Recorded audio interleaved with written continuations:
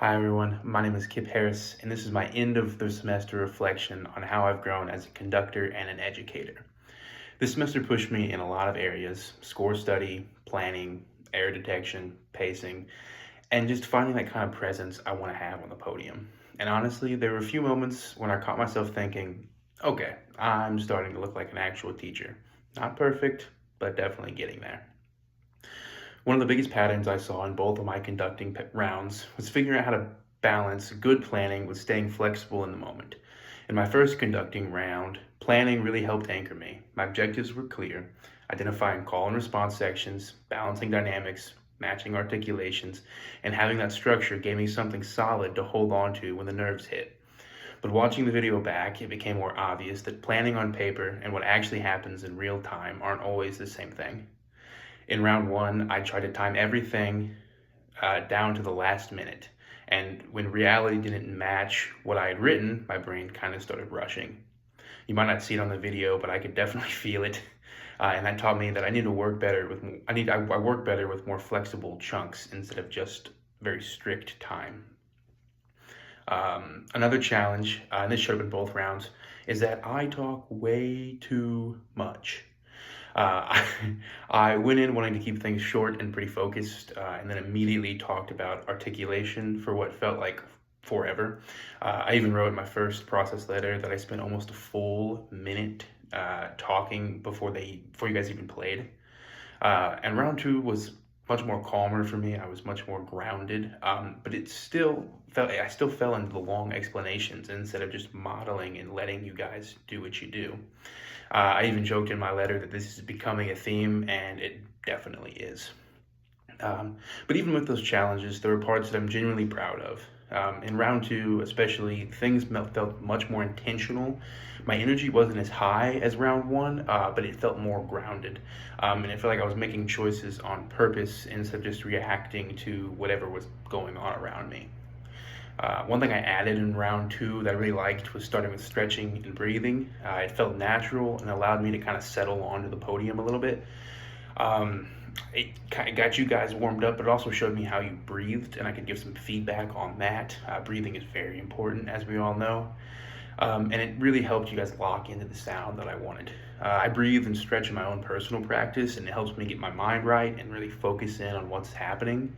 And that's definitely something I want to keep doing in my classroom. Score study this semester was really interesting, actually. It kind of really pushed me to figure out what works best for me, not what I thought the proper score study was supposed to look like. Early on, kind of like the examples that we got early this semester, I kind of marked everything: dynamics, articulations. I marked my call and response sections, my moving lines, anything I could label, I slapped a label on. But as we kind of moved on in the semester, I started to realize those markings weren't that important. What mattered is how those markings shaped the choices I made when I got in front of the ensemble. I started treating score study less like homework and more like a rehearsal kind of puzzle. Instead of writing down everything just to have it on the page, I started asking myself things like, what does this group actually need to sound better? What sections are the most fragile? What do I need to isolate to fix the balance? What's the main musical idea driving this moment? Those questions made my score study way more useful. The focused musical goals I write about in my process letters, bringing out the call and response, shaping the moving line, balancing voices. Those didn't come from the markings. They came from me spending time imagining the rehearsal, pretty much practicing it in my head. I think who I wanted to play first, what I needed to listen for, how I would fix something if it fell apart, or how I'd model it. The mental run through ended up being more valuable than anything that I physically wrote down. It also helped me kind of recognize some of my own habits. If I didn't plan what to listen for, I defaulted to the basics. For me, it was articulation, and I missed the big picture. That definitely helped happen in round one, but by round two, I was more aware of all those pressure points for myself.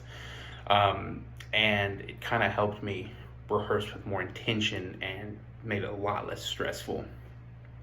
Overall, my score study kind of just transformed throughout the semester.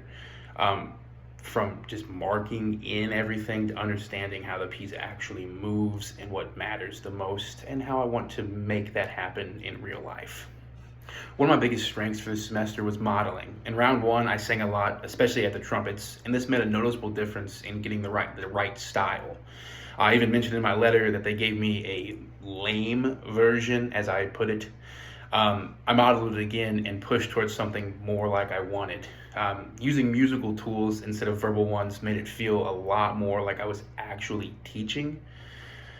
Another strength of mine is getting students to listen before I tell them what I think. I was constantly going in and just saying like, listen for this section, listen for who you play for, just to get them focused and not have to be like, trumpets, you're playing with the flutes, you're also playing with the alto saxes, oh, French horns, you're not supposed to be playing here, stuff like that, because I don't need to tell you guys that. You can just listen and figure that out.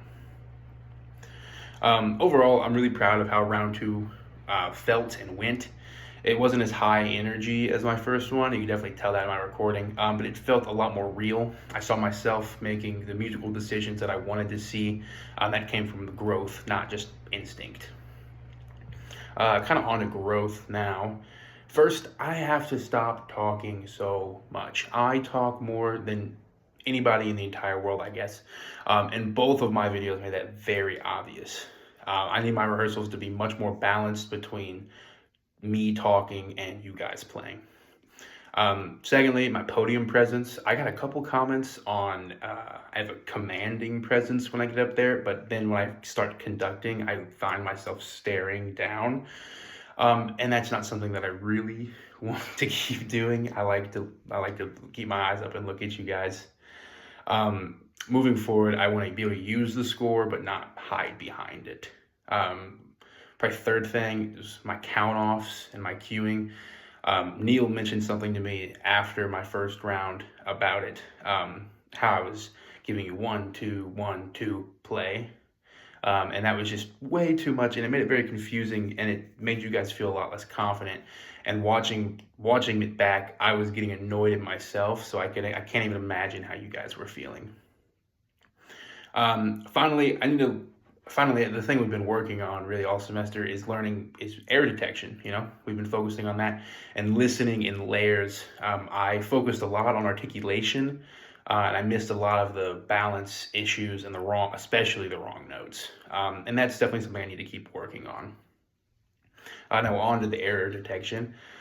At the start of the semester, the error detection was like super scary to me because we don't focus a whole lot of it in oral. But the more I did them, the more I realized how it was starting to change the way I listen to music and listen to the world around me in general. That helped me slow down and focus on specific categories of issues instead of trying to hear everything all at once.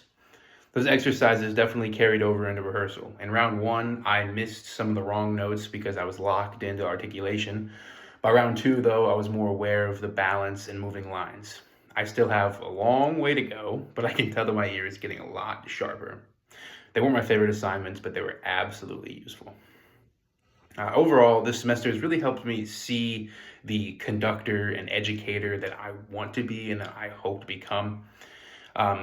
Someone who listens deeply, isn't afraid to model, who cares about shaping sound and helping students understand what they're hearing, and someone who's slowly developing a stronger presence on the podium.